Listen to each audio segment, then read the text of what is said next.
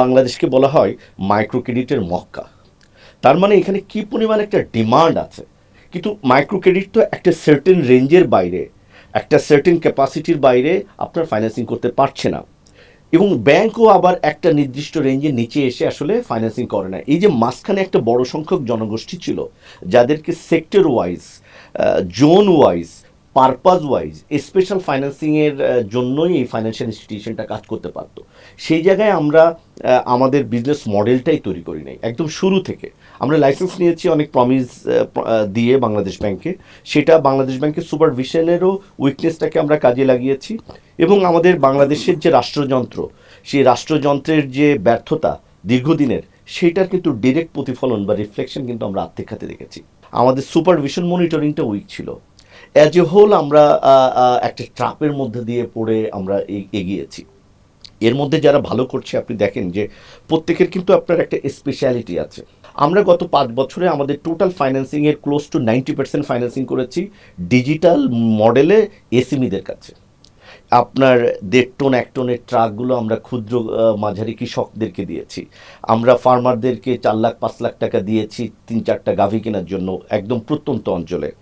আমরা excavator machine, ছোট ছোট ট্রাক্টর, এই সমস্ত টুলসগুলো দিয়েছি। আপনি দেখেন যে আমাদের দেশে যে পরিমাণ ইনফ্রাস্ট্রাকচার হচ্ছে, রোড কনস্ট্রাকশন হচ্ছে, লোকাল লেভেলে কিন্তু এগুলো কাজ করার খুব বেশি একটা যন্ত্রপাতি নাই, ছোট উদ্যোক্তা নাই, তো এটা রিটার্ন অনেক হাই। সো এরকম অনেকগুলো সেক্টরকে আমরা আসলে আমাদের স্পেশালিটি হিসাবে আমরা তৈরি করেছি। সো সেখানে কিন্তু যার ফলে আমরা গত 5 বছর সার্ভাইভ করে গেছি আমি বলবো।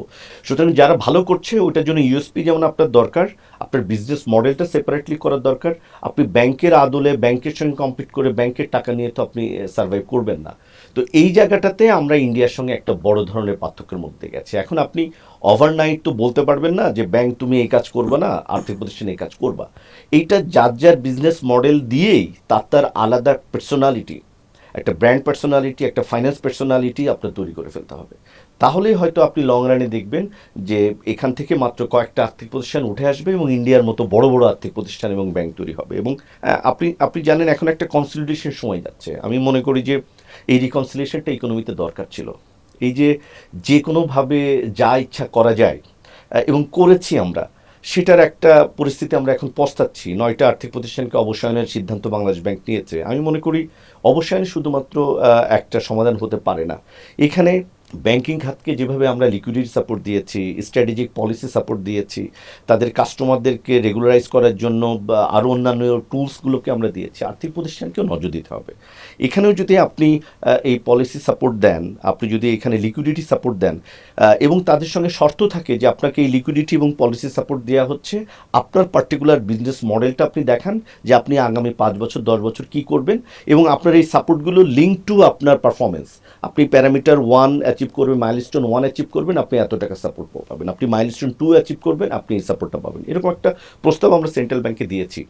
তো এইটা যদি আসে, আপনি 5-7 বছরের হরিজনে দেখবেন যে অনেকগুলো রিকনসাইলে বন্ধ হয়ে যাবে যেগুলো টিকার কথা না, আর বাকিগুলো কিন্তু আপনার বড় একটা সিচুয়েশন। এই দেশে এত পরিমাণ লোক, যেখানে মাইক্রো ক্রেডিট যদি 3.5 লাখ 4 লাখ কোটি টাকা করে ফেলতে পারে, তার মানে কী পরিমাণ আনমেড ডিমান্ড আছে এখানে।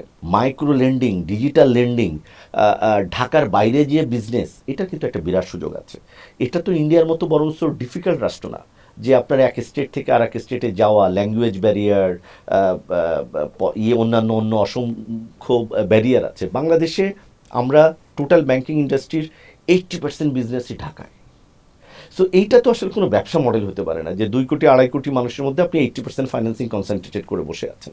সো এই যে বাকি যে ডিস্ট্রিক্ট টাউনগুলো তৈরি হয়ে গেছে এবং যেখানে আমাদের কানেক্টিভিটি ভেরি ইজি, আমাদের মোবাইল কানেক্টিভিটি আছে, রোড ইনফ্রাস্ট্রাকচার আছে, পোর্ট আছে, আমাদের ইপিজেডগুলো তৈরি হয়েছে, এই ইনফ্রাস্ট্রাকচার সঙ্গে আর্থিক প্রতিষ্ঠানকে কানেক্ট করে করে আপনার ওই গ্যাপগুলো, মিসিং গ্যাপগুলোর মধ্যে তার ব্যবসার মডেল ঠিক করে নিতে হবে। তাহলেই আপনি এখানে দেখবেন যে এক একটা বড় বড় মহিরুহি হয়ে একটা বড় প্রতিষ্ঠান এখানে তৈরি হয়ে যাবে।